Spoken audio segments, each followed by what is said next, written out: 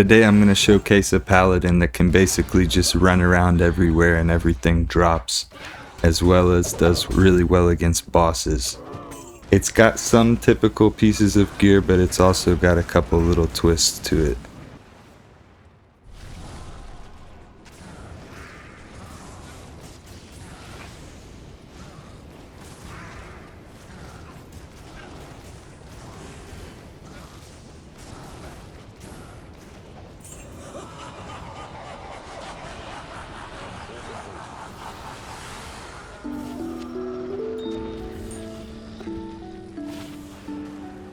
As far as the twist goes, we've got a G-face on instead of a flickering flame.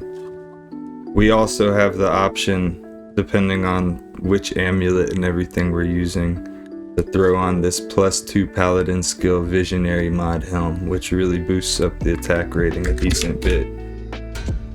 But aside from that, I like to use the G-face because the G-face has a 15 IAS jewel in it, which allows us to throw on Atma Scarab. The amplified damage procs decently often, and then it also helps so that the last wish doesn't proc life tap quite as often. So we basically rotate between Decrepify, which is mostly what's up, and then sometimes that gets interrupted by amplified damage. So whenever amp damage is up, we're hitting for double damage, and so is the Merc.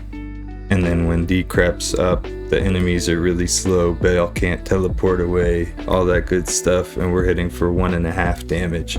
So it's a win-win in my opinion. The double damage and the 1.5 damage are only on the physical portion of my attack, but my mercenary is fully physical.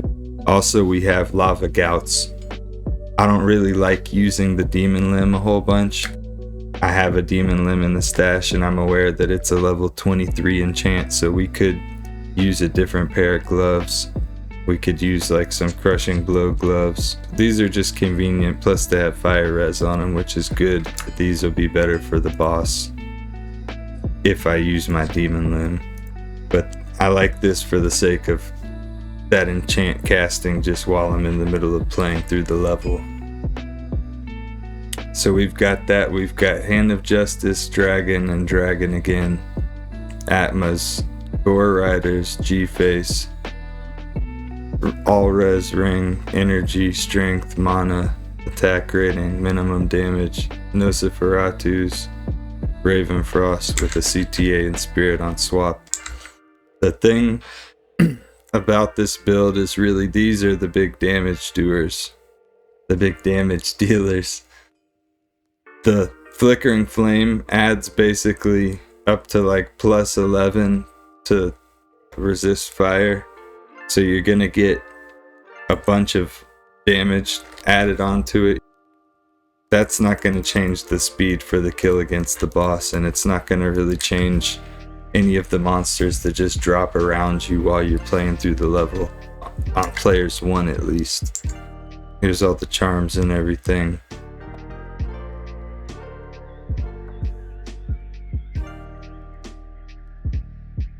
I maxed out Zeal for the sake of getting as much attack rating as I could on it. Then I maxed Conviction. I put as many points as I could in the Blessed Aim after getting like Holy Shield and other things. Maxed Resist Fire and Salvation. I actually have a Flickering Flame waiting on ladder, so that's gonna help with when I'm running through like cow level or something like that. But in terms of something like doing Bale, anything of that nature, it's gonna be better probably having the G-face on.